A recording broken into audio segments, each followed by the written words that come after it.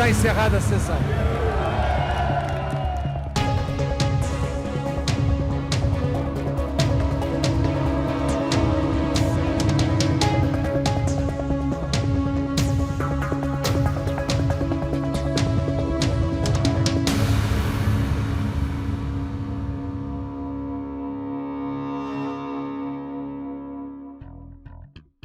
O que dá mais poder? Dinheiro ou sexo? Dinheiro, porque com dinheiro você compra muito sexo. Todo mundo tem um preço? Tem, mas quem diz que não tem, normalmente é o mais baratinho. E qual o gozo do poder? O gozo do poder é uma espécie de gozo de Deus. Sobre a Ucrânia, quem está ganhando a guerra no TikTok? No TikTok, a Ucrânia já ganhou.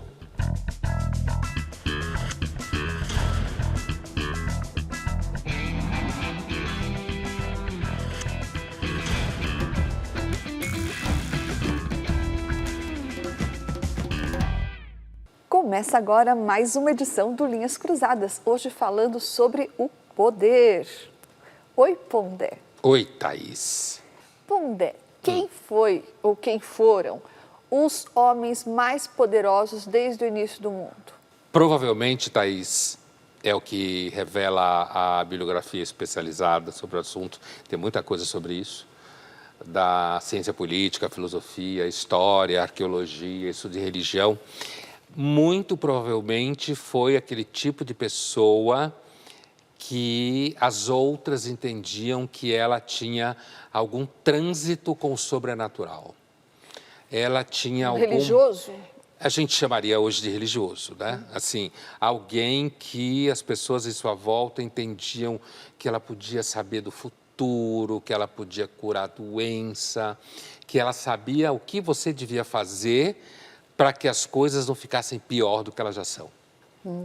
Curandeiros, então, xamãs? É comum na história das religiões se usar a expressão xamã, né? Se falar de xamanismo, né? Que é uma expressão, na realidade, que vem da Sibéria, mas, na verdade, não sabe como que se chamavam essas pessoas, mas seguramente uma figura meio xamã, meio pai de santo, meio curandeiro. Essas pessoas que, até hoje, muitas pessoas atribuem o poder a elas de fazer esse trânsito e ser capaz de barganhar com o sobrenatural. E elas, então, foram as primeiras pessoas mais poderosas do mundo porque elas detinham esse poder, esse diálogo com o sobrenatural e, portanto, poderiam proteger os seus semelhantes, ou poderiam... Proteger ou fazer mal, ou né? fazer mal, ou castigá-los. Porque, na verdade, o poder, ele precisa poder fazer mal para ser poder, né? Para exercer, de fato, o seu efeito sobre as pessoas, inclusive a ponto delas quererem negociar com o poder para que ele não faça mal.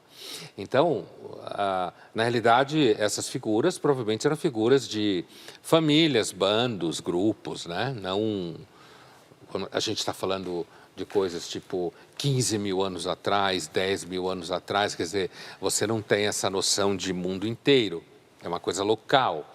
Agora, seguramente sim, eram as pessoas que atribuíam a elas o poder de alguma forma, protegê-las. Protegê-las, Thaís, às vezes até da ignorância com relação ao futuro. Como até hoje é muito comum, tem um monte de gente que deve estar nos assistindo agora, certo? Que acredita hoje em dia que ela vai falar com alguém e esse alguém diz para ela o que vai acontecer, o que não vai acontecer, do que ela tem que se cuidar, vai dizer para ela que tem uma amiga sua que está querendo aprontar alguma coisa com você, certo? Só que hoje as cartomantes não têm o poder que os xamãs de antigamente tinham. Não. Os xamãs tinham muito mais poder, porque hoje, inclusive, tem muita competição, né? E hoje as igrejas ainda têm alguma espécie de poder, algum resquício desse poder? As religiões continuam sendo muito poderosas, assim, porque apesar de a gente ver no Estado laico, quer dizer, no Brasil, em Europa, grosso modo, América do Norte e tal, América Latina, apesar da emergência da sociedade secular, ou seja, de uma sociedade em que a religião é mais do espaço privado, né? As religiões continuam tendo poder, por exemplo, político no Brasil. Veja toda a discussão ao redor do poder dos evangélicos, por conta do número deles. o que pode se traduzir em número de votos e em número de eleitos, que pode trazer certas pautas para dentro da discussão e da votação dentro da Câmara, por exemplo, né? A religião ainda tem poder do ponto de vista do que a gente vai chamar de uma psicologia da religião, quer dizer, quando você está com medo, quando você está sofrendo, você vai falar com o ministro religioso, ou você vai fazer um trabalho, vai conversar com o Pai de Santo, certo? Ou você vai numa mesa branca conversar com alguém que você ama e que morreu. Sim, porque como você falou, as igrejas, as religiões continuam sendo esse representante ou esse facilitador do diálogo das pessoas com o transcendente, né? O transcendental, ou Sim, divino. Justamente porque é muito provável que a gente concebeu essa ideia do sobrenatural ou do transcendente, como você falou, a gente concebeu muito antigamente, na pré-história, apesar que não se tinha essa terminologia, eu quero dizer, porque a gente percebe que existem forças que atuam sobre nós. Primeiro, a gente está dentro de um espaço que tem seu próprio movimento, a natureza, né? Esse espaço está habitado por todo tipo de seres. Alguns desses seres podem nos fazer muito mal. A gente precisa fazer mal para alguns desses seres para sobreviver. Tem mudanças de temperatura, certo? Ao mesmo tempo tem um ordenamento nessas mudanças de alguma forma. Então a gente morre, a gente adoece, a gente sofre. Então é muito provável que a gente projetou toda essa esfera de eventos que não somos nós que controlamos, né?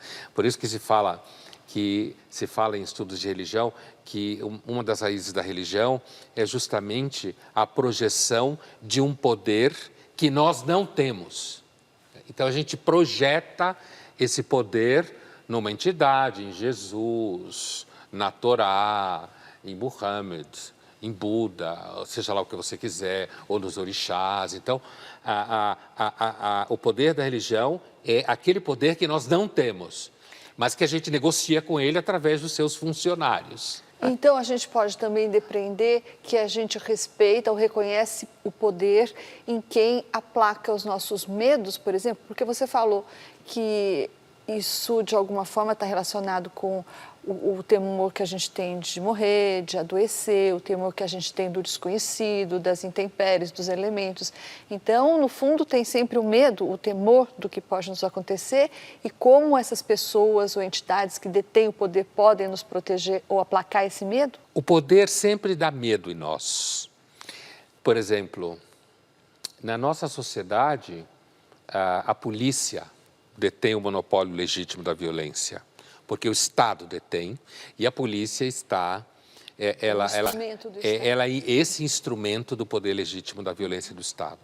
Então todo mundo tem medo da polícia, mesmo que você não esteja devendo nada. Se a polícia para você na rua ou para você no carro, certo? Ou se você passa perto de um lugar que tem um monte de carro de polícia, você fica de alguma forma, o que aconteceu? É como se, apesar de a gente ver no Estado de Direito, blá, blá, blá, é como se o poder sempre pode ter um movimento arbitrário que você não consegue controlar. Aliás, essa é a grande vantagem da democracia, é estabelecer mecanismos de controle do caráter arbitrário do poder. Agora, ao mesmo tempo, o poder ele pode ser acolhedor, que é o que você falava no começo da pergunta, quer dizer, para que figura poderosa, mais acolhedora do que a figura de Jesus Cristo, por exemplo? Um Deus que é amor, né? Que é um Deus que lhe ajuda, te ama, te acolhe, te aceita, né? Então, a gente pode sim ter uma ideia do poder como alguma coisa que seja benigna, mas a gente precisa sempre lembrar que mesmo Jesus sendo muito legal, Deus, que para os cristãos ele é a mesma coisa, de vez em quando pega pesado. Nós perguntamos ao pai de santo Clóvis de Odé como funciona o poder no candomblé. Vamos ouvir o que ele disse. Poder, na minha religião do candomblé, é o orixá.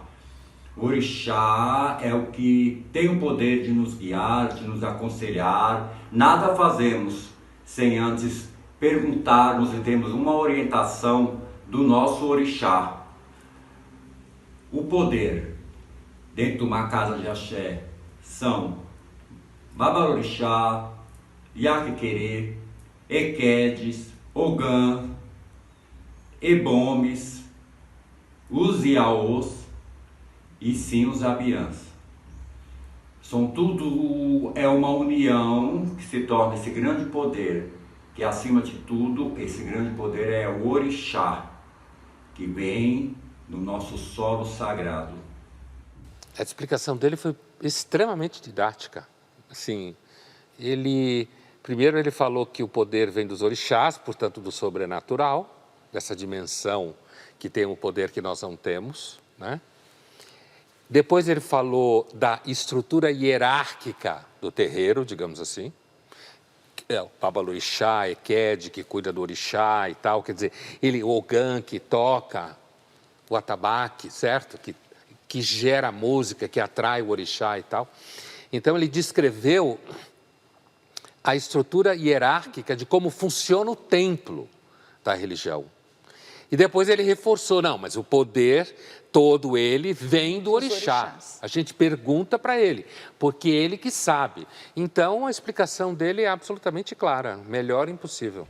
O Linhas Cruzadas volta daqui a pouco, desta vez para falar sobre poder e sedução. Será que é verdade que as mulheres gostam de homens poderosos?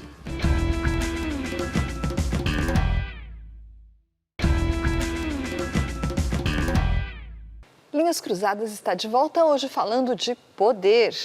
Nós fomos às ruas para ouvir as pessoas e fizemos a elas duas perguntas. Por que é bom ter poder? E perguntamos também se elas já sentiram atração por alguém com poder. Vamos ouvir o que elas responderam.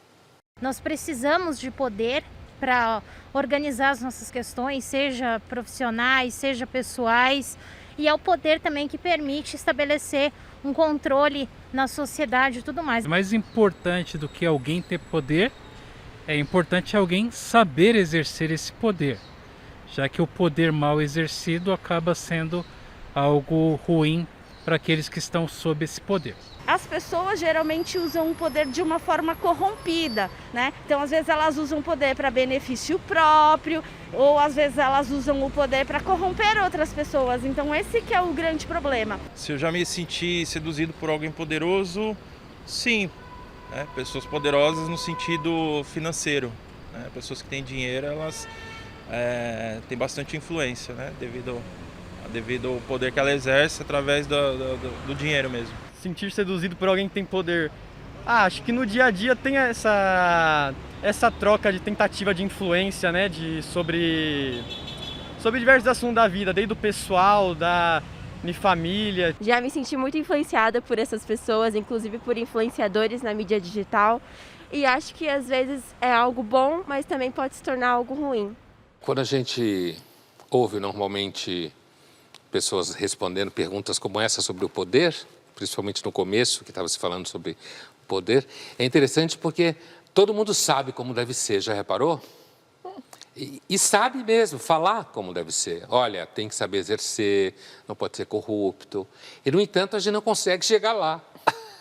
Né? Não só no Brasil, em outros lugares. Mas quando você pergunta para uma pessoa, todo mundo sabe dizer qual é a fórmula certa. Olha, mais importante do que ter poder é saber exercer o poder. Ele está certo, né? Agora, com relação à atração, né, que também foi perguntado, aquele rapaz que falou sobre o poder de quem tem dinheiro, eu acho que uma das coisas na área de dinheiro, que o dinheiro tanto seduz, é porque ele faz as coisas serem fáceis. Então, você diz assim, imagina que alguém fala assim, eu tenho uma vontade hoje que eu queria jantar em Paris, e a pessoa olha para você e diz, você quer mesmo? E de repente você vai, certo? A outra coisa é, o dinheiro, ele pode fazer você ser incrivelmente generoso. Se você não prestar mesmo, não faz. E assim como tem gente generosa que não tem dinheiro, mas sem dúvida nenhuma, o dinheiro dá uma potência de exercício de generosidade que também encanta e também atrai. Então, apesar de que ninguém falou ali no poder do sexo, né? Mas existe também a capacidade de alguém seduzir o outro através do desejo sexual. Isso também é muito comum. Mas essa potência que você fala que o poder fornece, será que isso está na raiz daquela crença de que as mulheres se sentem atraídas por homens poderosos? Quer dizer, na raiz dessa atração está essa impressão de potência, de que essa pessoa pode fornecer segurança, pode fornecer prazeres, pode fornecer proteção, por exemplo? Acho que a gente pode pensar por algumas chaves. Primeiro, a ideia de que as mulheres teriam atração por homens poderosos, ela pode ser compreendida numa chave evolucionária, né? De que mulheres que acabaram reproduzindo ou optando por parceiros de reprodução que demonstraram capacidade efetiva de proteção ou dela, ou da cria, ou do ambiente em que você vive, podem ter tido mais sucesso reprodutivo, e isso faria com que o número de mulheres que se encantam por homens que não têm nenhum tipo de poder seria pouco, porque a maioria que sobreviveu prefere homens com poder. Aqui vale uma observação, né? Eu até imagino, se eu tivesse uma sala de aula, uma aluna ia levantar a mão na sala e ia falar assim, mas Pondé, e todas essas meninas que se apaixonam por artistas, por intelectuais, que não têm dinheiro? Mas existe também o poder intelectual. Então, você responde para ela, quer dizer, o poder intelectual, o poder de encantamento do conhecimento, no caso do artista, o poder, a ideia da potência criativa que o artista tem, o poder da experiência, da segurança. Esse é o equívoco de que normalmente se acha que quando se fala que as mulheres tendem a se interessar por homens com poder, se entende que é só dinheiro. Porque, na realidade, se interessar por dinheiro, todo mundo se interessa por dinheiro. E também existe os homens que gostam de mulheres poderosas. Existe. Quer dizer, não é à toa que existe dominatrix. Nós pedimos à atriz Maitê Proença para contar para a gente uma situação em que ela usou a beleza para conseguir o que queria. Vamos ouvir o que ela disse. Quando eu fiz a Playboy, já que nós estamos falando da estética e não das belezas subjetivas, eu queria mostrar que era possível não ser vulgar. Não usar aqueles fetiches de sempre, né? Aquele padrão que eles tinham, com posições que nem a rainha da Inglaterra se fizesse, se recuperava, né, a dignidade. Então, eu escolhi uma forma que eles hesitaram muito em aceitar, porque eles achavam que era muito anti-sexy, mas acabaram topando, né? Acabaram topando e acabou dando certo, porque era lindo em si, não era nem eu que estava linda ali, eu acho que o que estava lindo era a ideia que tinha por trás, tinha todo um conceito, não era mais do mesmo, era uma mulher assim, com o estigma da beleza, mas que estava fazendo uma coisa que poderia estar na revista Fotô, isso que tinha de revolucionário ali. E só foi possível porque eles queriam essa pessoa, que eles consideravam muito bonita e tal. Eu acho que o exemplo que ela deu é muito interessante, porque no final das contas, quando a Maitê fala que eles aceitaram, é porque ela ficou bonita do jeito que ela queria fazer. Se ela não tivesse ficado bonita, e daí o poder da beleza, né, eles não teriam aceitado. Então, apesar dela ter entrado, pelo que ela narra, num certo conflito com, digamos assim, as posições clichê que se imagina de fotos da Playboy clássica, funcionou o que ela queria. E, na verdade, porque você pode ter uma mulher erotizada, bonita, sem roupa, mais ou menos com roupa molhada, imaginando qualquer tipo de coisa, fazendo uma série de coisas que não seja posição erótica clássica. Basta ler O Estrangeiro, do Albert Camus, a descrição que ele faz de mulheres com roupa, suadas, andando na rua, entrando no mar de vestido. Terence Malick faz a mesma coisa. Então, é verdade o que ela falou, quer dizer... O vestido tremulante da Marie. Vestido de verão, molhado, balançando no vento, pendurando roupa, e a roupa pingando no corpo, no cabelo. Quer dizer, você pode, de fato, ter uma... E aí, nesses exemplos que eu estou dando, num dia a dia absolutamente banal, não extremamente trabalhado esteticamente, onde você encontra a beleza funcionando, né? Agora nós vamos para o nosso jogo rápido. Pondé, quem é hoje o homem ou a mulher mais poderosa do mundo? Se fosse algum tempo atrás, talvez eu dissesse a Angela Merkel da Alemanha como uma mulher muito poderosa, né? Talvez tenha aí alguma mulher muito rica. Não precisa ser mulher, não. Né? Homem ou mulher. Não, mas começando pela mulher. Homem hoje, eu diria que seguramente não é o Biden, né? Entre o Biden e o Putin é muito mais poderoso do que o Biden hoje. Talvez até o Zelensky seja mais poderoso do que o Biden. Thaís, o poder da mulher está no sexo? Eu acho que o sexo é um dos elementos de poder da mulher, mas tem outros que envolvem inclusive a sedução, não é? Ou, por exemplo, os homens têm algumas fragilidades, muitos homens têm algumas fragilidades que as mulheres podem notar e que podem despertar nelas desde amor, compaixão, ternura, ou então também uma vontade danada de manipular, não é? Manipular o cara? O cara, certo. Every day. Isso faz parte do poder de sedução, não é? Pondé. Existe um poder político do bem ou o poder é sempre do mal? Não, eu não acho que o poder é sempre do mal. Agora, eu acho que o poder político do bem, ele é um pouco mais complicado de aparecer, digamos assim. Porque como o poder tem vocação à violência, pela sua própria natureza e pela forma como a gente o reconhece, né? Quando a gente falava no começo lá na pré-história, para o poder político ser do bem, ele precisa de muitas mediações institucionais. Né? Ele precisa de mediações que o tornem limitado. Ele precisa de instituições que consigam, por exemplo, se preocupar com questões de Estado e não de governo. Né? Ele precisa ter instituições que invistam em população vulnerável, sem nenhuma corrupção. Então, eu não diria que não existe. Então, não basta que exista um governante do bem.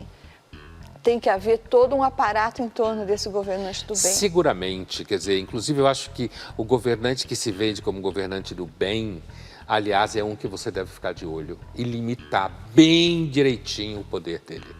Thaís, você não acha que a mídia está fazendo uma cobertura meio enviesada da guerra na Ucrânia, não? O que me incomoda um pouco é quando eu vejo repórteres e principalmente comentaristas usarem de um excesso de emoção, sabe? Para descrever a guerra. Putin assassino! E também isso, adjetivos, sabe? Um monte de adjetivos, e não só em relação ao vilão da história, mas em relação às vítimas da história também. Parece que todo mundo quer mostrar de uma maneira muito incisiva, eloquente, a sua compaixão, a sua indignação. Evidentemente que só um psicopata não sente indignação ou compaixão diante das cenas que a gente vê. Mas eu não acho que seja o papel dos jornalistas ficar fazendo essas demonstrações de compaixão o tempo todo. A função do jornalista é prestar informação racional, né, mais circunspecta, talvez. Até porque essa cortina de emoção, eu acho que deixa para trás, esconde alguns elementos mais complexos e irracionais que deixam de ser colocados na mesa por causa desse excesso de emoção. Inclusive porque uma das características, você falou compaixão ou misericórdia, empatia, sei lá, são virtudes, né? E uma das características da virtude é que você só crê quando vê elas na prática. E todo mundo falando que morre de pena e depois vai tomar vinho. Linhas Cruzadas volta já já para falar do poder na política e na guerra.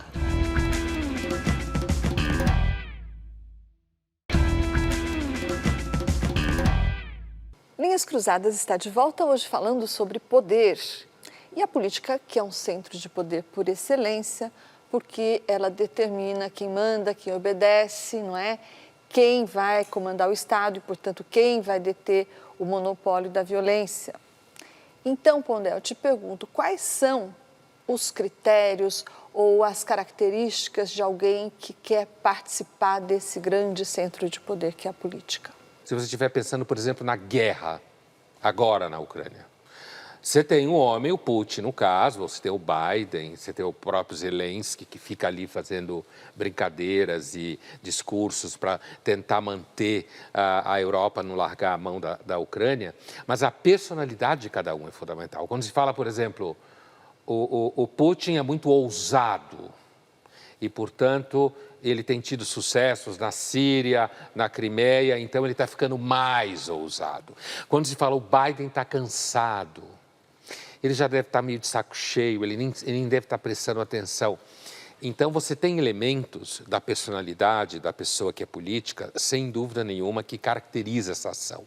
Agora, eu diria que tem um em especial, que é uma suspeita de que, na verdade, todo mundo que quer exercer poder político no governo tem um pouco de sociopata, né? No sentido de que é uma pessoa que tem um desejo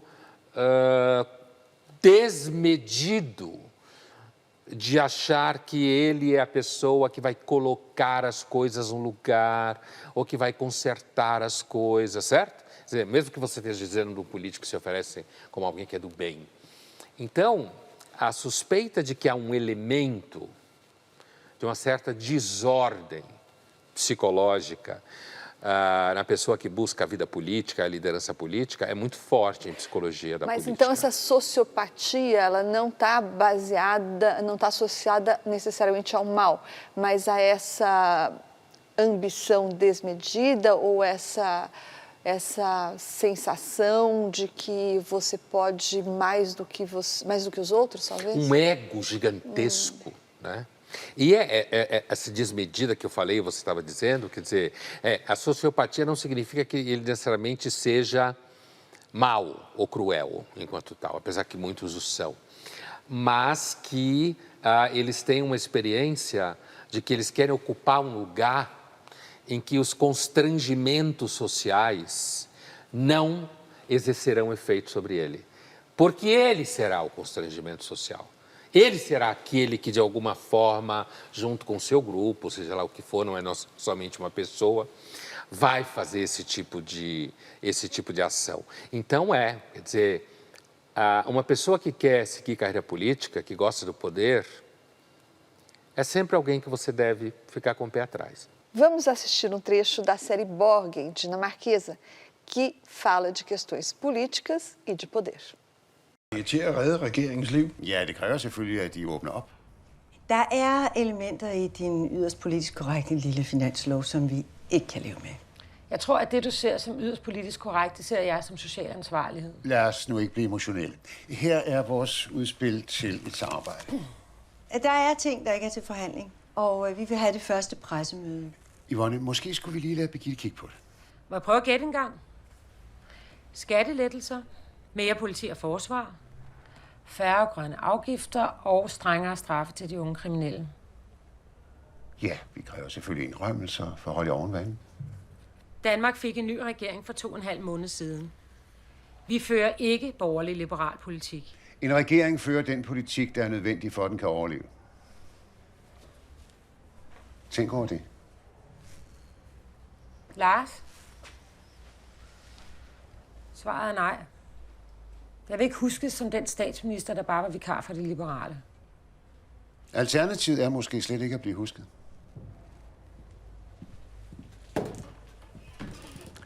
Vi kunne have forhandlet. Det her var ikke nogen forhandling. Det var ultimative krav. Og bagefter skulle Hesselbo have stået som landsfaderen, der reddede den lille pige fra at blive stemt hjem. Vores eneste mulighed, det er Parli og Vagn. Tag hjem. Jeg taler med Parli om nødvendigt hele aftenen. Jeg giver dem så lidt som muligt. Bent, er jeg fuldkommen idiot?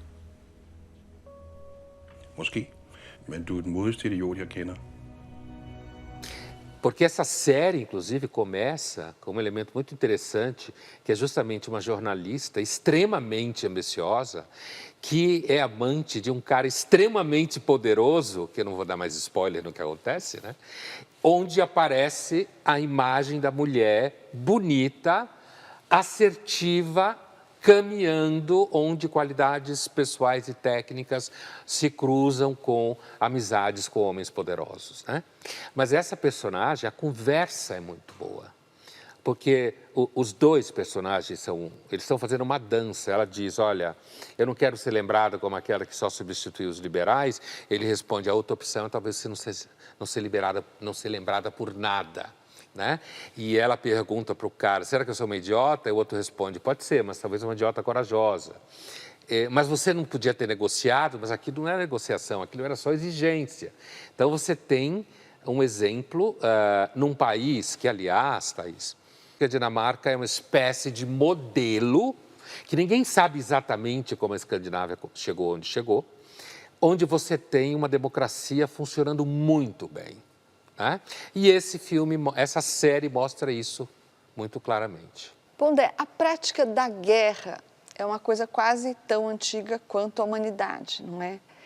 E ela é, na sua opinião, uma parte inerente, inseparável, inevitável da civilização, ou ela é hoje uma barbárie que não tem mais lugar neste mundo contemporâneo? Uma coisa é reconhecer que guerras acontecem, né, ao longo da história. Outra coisa é reconhecer que algumas guerras podem ser evitadas, dependendo de como se faz a negociação antes. Né? Acho que são duas coisas importantes de a gente fazer a diferença. Agora, se hoje a guerra aparece como mais barbárie do que na primeira metade do século XX, por exemplo, a Guerra do Vietnã, ela foi um marco por uma série de razões, mas inclusive porque foi a primeira guerra na história que foi mediatizada, né? E tem um monte de livro e artigo sobre isso, os caixões dos soldados americanos e tal. Na medida em que a violência da guerra começou a aparecer, isso cria um desconforto muito grande nas pessoas, como criou nos americanos a Guerra do Vietnã. O que pode levar as pessoas, inclusive, a perder a adesão à guerra, no sentido de tomar consciência de que o filho está correndo risco, tomar consciência de que existem mulheres grávidas morrendo. Então, será que foi essa mediatização ou a explicitação, as cenas de guerra que ajudaram a derrubar ou enfraquecer aquela doutrina do Clausewitz de que a guerra é uma continuação da política, só que com outros instrumentos? Foi isso? Foi quando você começa a ver as imagens, a dor e também os efeitos colaterais, os estupros, os saques, a violência toda que está na guerra? Foi isso? Eu acho que a mediatização, ela é um elemento disso, né? As mídias que eu estava falando antes produzem, então, uma tendência a recusar essa tese de que a guerra é a política por outros meios, né? Mas acho que tem um elemento a mais, é que quando se fala um mundo sem guerras, é uma expressão que na verdade, ela é um overstatement. Quer dizer, o mundo nunca ficou sem guerras. Tá, então é justamente essa pergunta que eu queria fazer no início. Existe um mundo sem guerras? Um mundo sem guerras é possível? Não, até hoje não. Agora, muita gente, por exemplo, se fala que está acontecendo pela primeira vez uma guerra em solo europeu, desde a Segunda Guerra Mundial. Não é verdade. Nos anos 90, nos Balcãs se mataram a rodo. Como que alguém chega na TV e fala que está acontecendo pela primeira vez uma guerra em solo europeu desde a Segunda Guerra Mundial? É porque esta guerra tem um elemento geopolítico importante, porque na Guerra dos Balcãs, os Estados Unidos não estavam nem preocupados com aquilo ali, porque era tipo gente do leste europeu se matando. Essa guerra tem a Rússia no meio. E a Rússia é sempre um poder, sempre foi, não só da União Soviética. Ela sempre foi um player super importante na Europa, certo? Já aconteceu um monte de guerra, desde que dizem por aí que não tem guerra. Eu acho que o período de razoável crescimento econômico em alguns países, inclusive na Europa, o período em que os Estados Unidos conseguiu bancar esse crescimento econômico, o período em que a União Soviética ruiu e os países do leste europeu correram todos para o capitalismo, criou uma sensação de que nunca mais ia precisar ter guerra. E aí aumenta a percepção de que a tese do Clausewitz não funciona mais. Não, a guerra não é a continuação da política por outros meios. É uma barbárie absoluta, que de fato é uma barbárie a guerra. Né? Mas, então, me parece que é uma espécie de ilusão de ótica. É aquilo que às vezes eu descrevo como o mundo virou um parque temático. As pessoas, porque vivem comprando celular, acham que o mundo é uma Disneylândia. Sabe um Orlando que você vai lá comprar coisa, essa coisa super brega de ficar levando mala vazia para trazer cheia para o Brasil? Isso acaba gerando uma ideia de assim, como assim ainda fazem guerra? A humanidade fará guerra toda hora que alguém achar que precisa fazer. Nós conversamos com o professor de Relações Internacionais, Carlos Gustavo Pódio, e pedimos para ele falar sobre como funciona o poder nas relações internacionais. Vamos ouvi-lo. Um dos conceitos centrais da ciência política é o conceito de poder. Esse é um conceito muito importante também na área de relações internacionais. Porém, como diversos conceitos na área de ciências humanas, o conceito de poder é um conceito contestado, não é um conceito no qual temos uma definição que seja plenamente aceita por todos. Podemos entender a ideia de poder como a capacidade de conseguir algo, a capacidade de conseguir que o outro se submeta à nossa vontade. Então, fundamentalmente, nós temos que fazer uma reflexão sobre qual será a natureza do futuro do poder, que outras formas de exercer poder que nós podemos pensar. Uma delas é muito trabalhada nas relações internacionais, também é um conceito muito contestado, tem muita gente que não gosta desse conceito, a ideia de soft power, ou poder brando, que seria o poder das ideias, o poder da cultura, seria uma forma de você conseguir que o outro faça o que você quer, sem precisar recorrer a meios militares. Então esta é uma questão que também pode ajudar os Estados. Né? Falou-se futuramente da ideia de smart power, que seria a combinação do soft power com o hard power, que é o poder militar. O poder duro e o poder brando se complementando para poder ser utilizado da melhor forma. Então esta é uma questão relevante sobre a natureza do poder nas relações internacionais nos dias de hoje. Olha, uma coisa que ele falou que a gente pode pensar na guerra hoje, quer dizer, o Biden, a OTAN, está tentando aplicar uma espécie de smart power sobre a Rússia.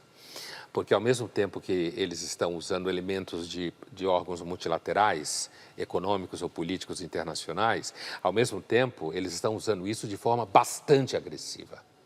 No sentido de tornar a Rússia um pária econômico e financeiro, não ter acesso às reservas de moeda forte do lado de fora da Rússia, certo? Então, você tem, na realidade, o Ocidente está tentando derrotar a Rússia com um tipo de poder que parece que não é violento, mas que é extremamente violento porque gera uma desordem completamente na vida econômica russa. Linhas Cruzadas volta já já e no próximo bloco nós continuamos na guerra.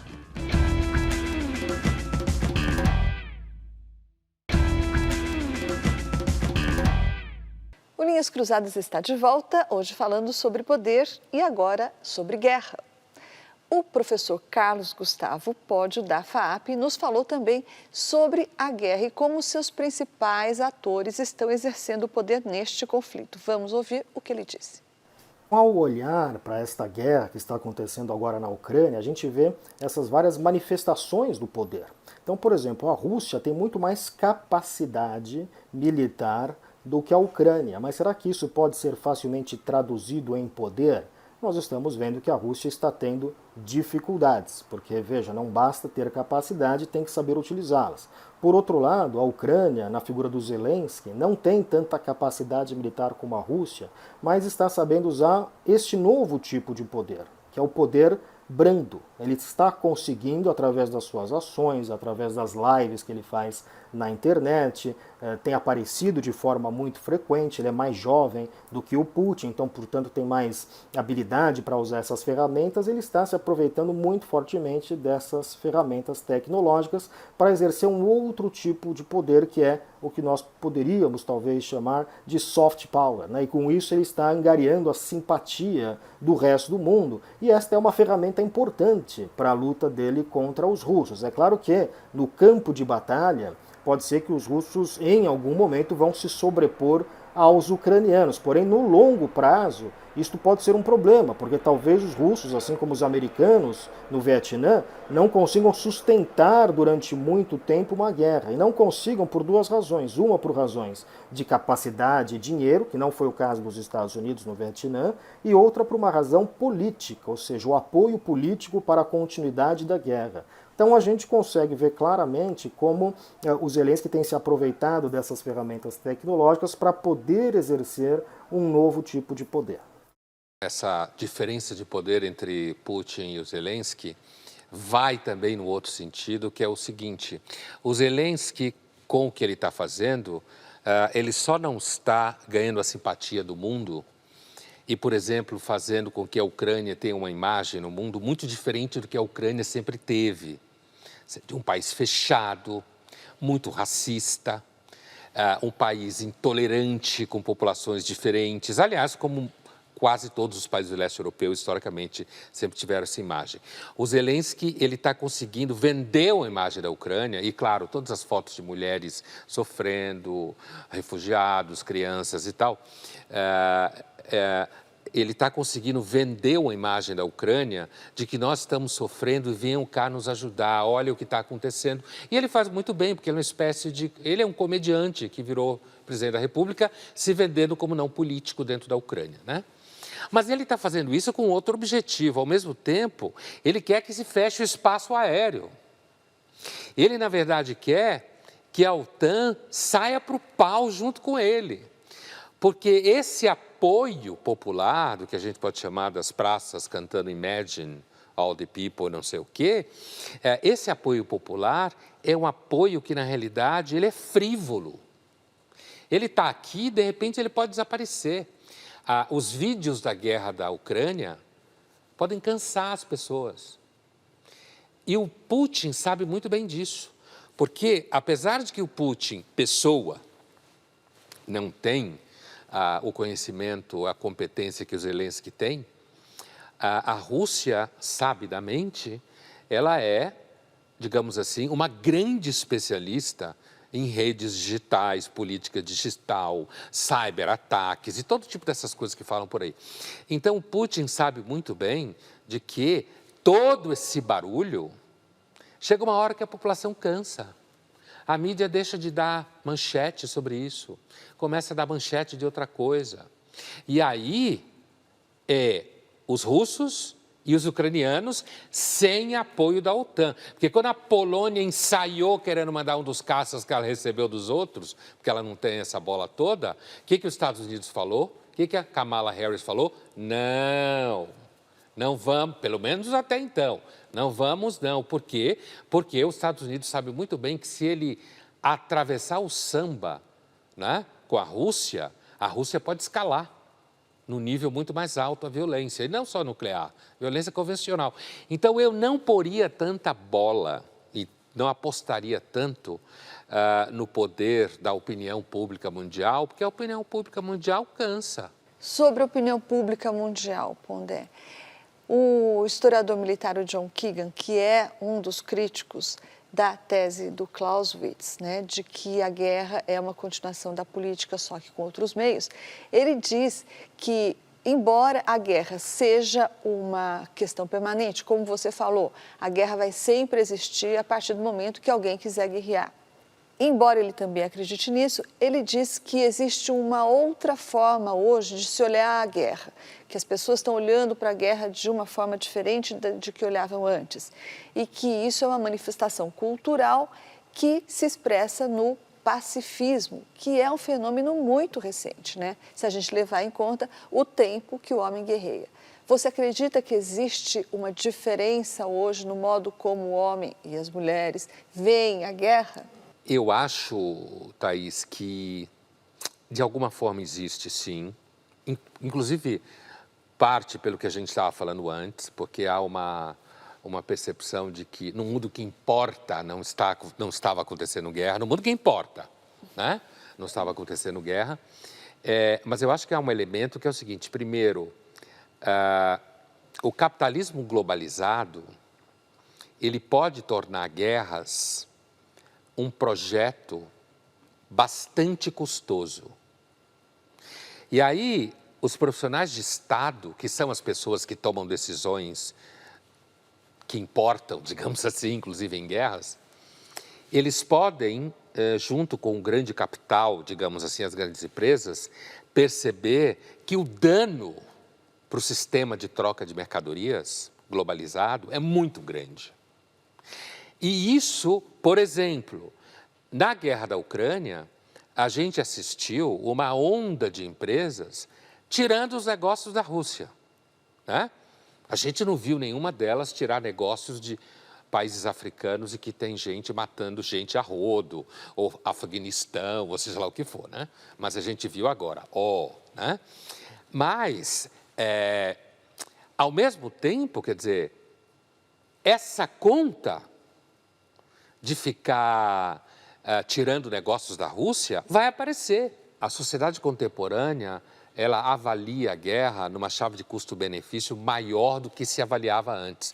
Existe mais clareza das relações econômicas, das consequências, dos processos, dos nexos causais, né?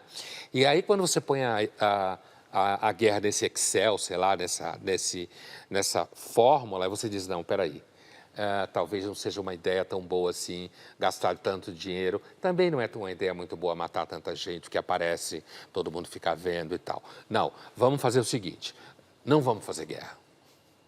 Então, sim, de certa forma, a guerra pode, atualmente, ter se transformado num mau negócio. A ver se o Putin vai provar essa tese contrariamente. Vamos ver agora algumas imagens na guerra na Ucrânia e de algumas manifestações anti-guerra na Ucrânia que estão acontecendo pelo mundo.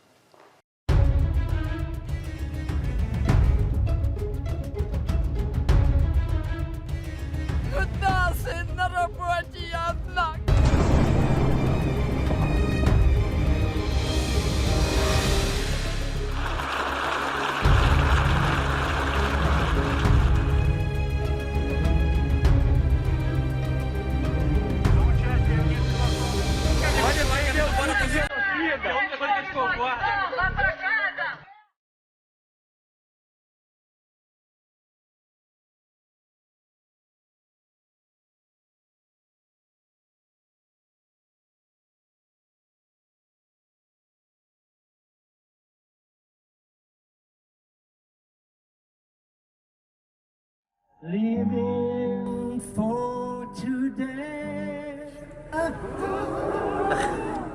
Essa cena, se não me engano, é em Budapeste, né? Que, aliás, é um país da OTAN, a Hungria, né? E é também um país que tem um ditador, né? Daqueles ditadores contemporâneos, que não é exatamente ditador, mas manobrou as instituições da democracia de tal forma que se perpetuou, tipo Maduro, assim, tipo Chaves, né? Um populista de direita. Populista de direita e liberal e tal. São imagens muito fortes, que são imagens...